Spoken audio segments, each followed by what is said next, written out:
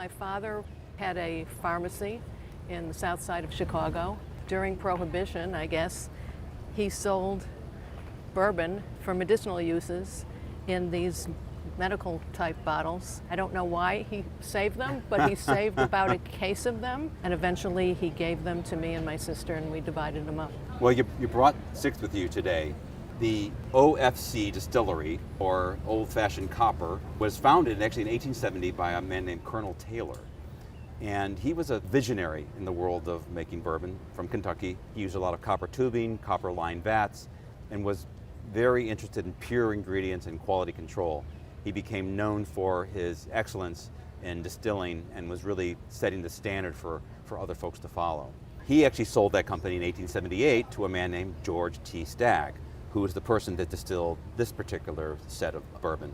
These were done in 1917, right before Prohibition started in 1920, and then they were actually bottled in 1933 when Prohibition was basically ending. George T. Stagg was also a visionary. He innovated climate control in the distillery, and Stagg was one of the few distilleries that had a government permit in order to make whiskey during Prohibition.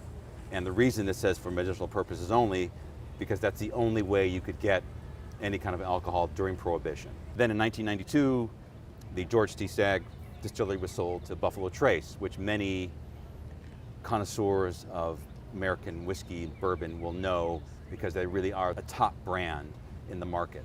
Because of that, this rises above the general kind of whiskey from the early time period. We have 3 bottles out of the boxes, and we can see that the level on them are all different. Mm-hmm. There is some evaporation that happens over time, but there's also important, the color should be this wonderful kind of caramely color. It really is almost by an individual basis, collections would grade these, but we can say for sure, because of the brand and the distillery that they're from, that they would be met with active engagement by collectors.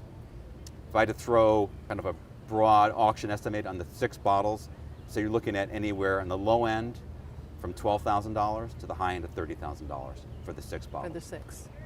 And so I have probably another 6 at home, and it would depend on the levels and the color as to what their value would be. Correct. Collectors and connoisseurs are just like wine people, are very picky about how things look, the level of the liquid, condition of the boxes, etc.